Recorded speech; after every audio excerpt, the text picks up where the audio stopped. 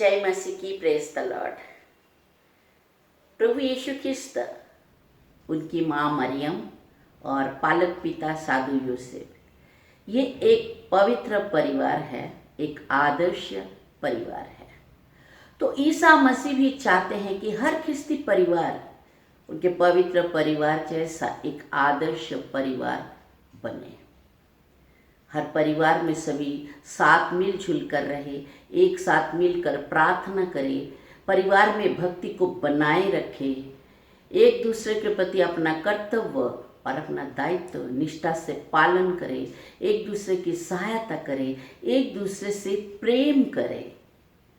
और एक माँ जानती है कि उसके बच्चे को क्या चाहिए, उसे किस चीज़ की ज़रूरत है। परिवार में भी अगर कोई समस्या आती है तो माँ उस समस्याओं से अपने परिवार को निकालने की कोशिश करती है। उसी तरह कान्हा की शादी में जब द्राक्षरस खत्म हो गया, तब माता मरियम उस परिवार की समस्याओं को भाग लिया और उसने अपने पुत्र यीशु मसीह से कहा, बेटा, इनके द्राक्षरस खत्म हो गए और ये बहुत परेशान में है, समस्याओं में है। अगर तुम कुछ कर सकते हो तो करो। और ये थी माता मरियम की मध्यस्थी और उस परिवार के लिए प्रार्थना विनती। और यीशु मसीह ने अपनी माँ की बात मानी और उन्होंने पानी को द्राक्षरस में बदल दिया और इसी तरह उस परिवार का समस्या को समाधान दिया, उस परिवार को उस संकट से बाहर निकाला। और ये पहला चमत्कार था प्रभु यीशु मसीह के, जो उन्होंने उनके माँ के कहने पर किया था।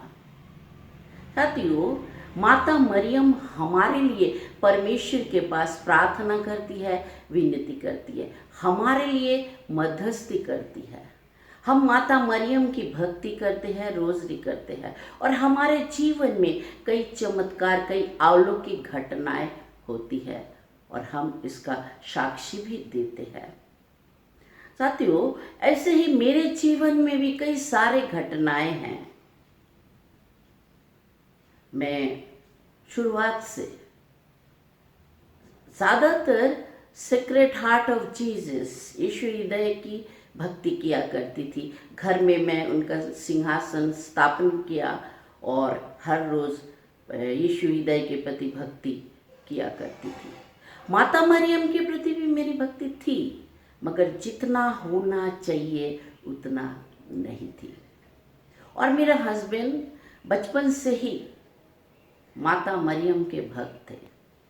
वो माता मरियम की भक्ति सादा करते थे, क्योंकि वो डॉन बॉस्को स्कूल के स्टूडेंट है और वहाँ हेल्प ऑफ क्रिश्चियन जो माता मरियम है उनका एक चर्च था और उनके गांव में भी एक जो बहुत बड़ा चर्च है, मेरी हेल्प ऑफ क्रिश्चियन नाम का, और वहाँ चर्च के ऑल्टर के ऊपर बहुत बड़ा एक मदर मेरी की स्टैचू रखा हुआ है जो यीशु को गोद में लिए है।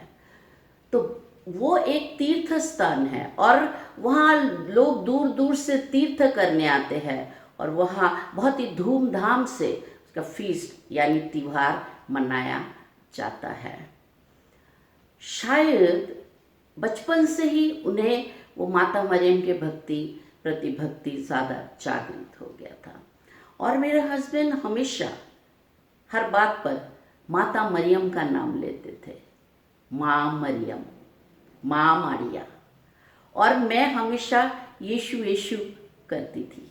और मैं उन्हें कहती थी कि आप हमेशा माता मरियम का नाम लेते हैं, कभी यीशु का भी नाम लिया करें, क्योंकि यीशु के वजह से ही माँ मरियम है। मैं इसी तरह के लॉजिक लगाती थी, इस तरह तर्क देती थी, मगर ये मेरा बचपना था। क्योंकि यीशु मसीह और माता मरियम, इन दोनों की अपना अपना महत्व है और ये दो नहीं बल्कि एक ही है। मगर ये समझ तब कहाँ थी। और मेरे साथ एक घटना हुई। आज से 30-32 साल पहले हम लोग एक छोटा सा घर में रहा करते थे और घर के एंट्री में ही सामने ही एक कांच का छोटा सा ऑल्टर बना हुआ था और उसके ऊपर माता मरियम की स्टैचू रखी हुई थी, मेरी हेल्प ऑफ क्रिश्चियन, और दीवार पर एक छोटा सा क्रॉस था और सीक्रेट हार्ट ऑफ जीसस यानी यीशु हृदय का फोटो रखा हुआ था। मैं और मेरी 3-4 साल की बच्ची सुष्मिता और मेरा हस्बैंड, हम तीनों उस घर में रहा करते थे। एक दिन अचानक मेरा हस्बैंड का नौकरी चला गया। बहुत तकलीफ हुई, बहुत परेशानियां हुआ, ऐसे यहाँ तक कि खाने को वांदा हो गया। हम नासिक में नए नए आए थे और किसी से इतनी जान पहचान हमारी नहीं थी। तो ऐसे में एक लेडी अचानक मेरे दरवाजे के सामने आकर खड़ी हो गई और गोद में एक छोटा बच्चा है। तो उसने मुझसे कहा कि माँ, मेरा बेटा भूखा है और मैं जानती हूँ आज तेरे घर में खाना नहीं बना है और तेरी बच्ची ने भी सारा दूध गिरा दिया है। मैं चौंक गई कि ये सब बातें उसे कैसे मालूम पड़ा। और फिर उसने कहा कि आज से तुझे कभी भी तेरे घर में तू और तेरे परिवार के कोई भी भूखा नहीं रहेगा। और उसने ऐसा कहा। फिर उसने कहा कि फिर तू मुझे 1-2 रुपया दे दे। और मैं पीछे मुड़ी ऑल्टर की तरफ और 4 कदम आगे गई और ऑल्टर पे हाथ रखा जहाँ मदर मेरी की मूर्ति रखी हुई थी। उसके पैर छुआ और मेरे मुंह से निकल आया, माँ मुझ पर दया कर। मुझे वहाँ वो 1 रुपए का कॉइन मिला, क्योंकि वहाँ मैं जब भी छुट्टा पैसा मिलता था उस ऑल्टर में रखती थी। और वो 1 रुपया लेकर जब मैं मुड़ी तो वो लेडी वहाँ नहीं थी। 2 सेकंड में कहाँ गई?